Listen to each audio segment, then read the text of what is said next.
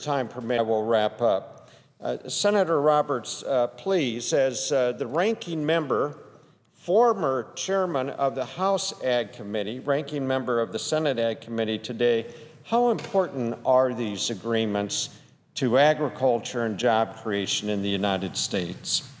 Madam President, I thank my colleague and dear friend from Nebraska for the question.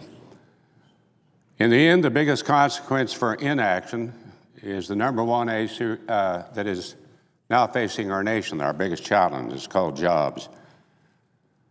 In regards to his question, the 3 pending trade agreements add up to $13 billion, $13 billion, in additional exports and an estimated 250,000 jobs. From the ag perspective, the 3 pending trade agreements represent $2.5 billion if they are ever implemented. The estimates are that the 3 agreements in total are expected to increase the direct exports by $129.5 million just for Kansas farmers and ranchers, and an additional 1,150 jobs for our state.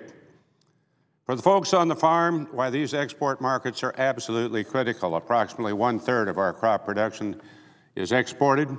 For wheat, that number jumps to 1/2. The administration's prolonged delay is causing U.S. businesses and producers to simply lose market share. We're losing out. Other countries are not waiting. They are enacting trade agreements without the United States. Let me give you a real good example. The Canada trade agreement went into force on August 15 of this year. Already, Nutricia, the largest food processor in Colombia, has announced it will source all of their wheat from Canada to take advantage of the lower duties. Now the Canadian wheat will receive from the trade agreement. Nutricia's wheat demand alone represents 50% of all wheat imports to that country. Our Kansas Farm Bureau estimates that Kansas farmers stand to lose $21 million from lost wheat sales alone and $38 million from lost sales of all ag exports by doing just nothing on the trade agreement. Soon after the United States negotiated the trade agreement with Korea, the European Union followed suit. In July, the Korea-European Union trade agreement went into effect, and according to Korean customs, within the first 29 days of July, I would tell my friend, the European exports were up 34%. Now get this one. Notably, aerospace equipment increased by a whopping 1,693%. That's astounding. Well, Kansas is a major player in the aviation sector, exporting $2.7 billion in transportation equipment in 2010, last year.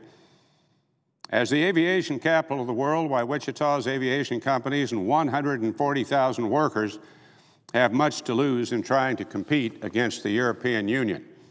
It is long overdue time for the President to put some action behind his words. Send up the 3 trade agreements to Congress immediately. Now, I'm going to make a statement that I regret to say.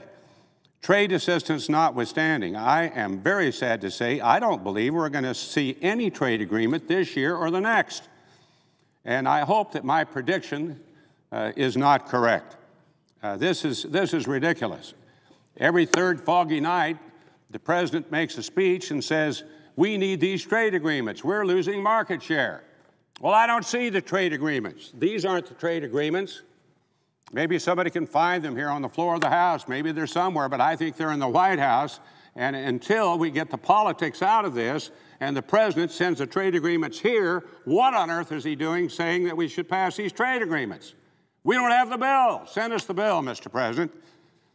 So as the administration delays moving forward on these agreements with Korea, with Panama and Columbia, what's happening to American exports to these important markets? Senator Portman, you're an expert on this.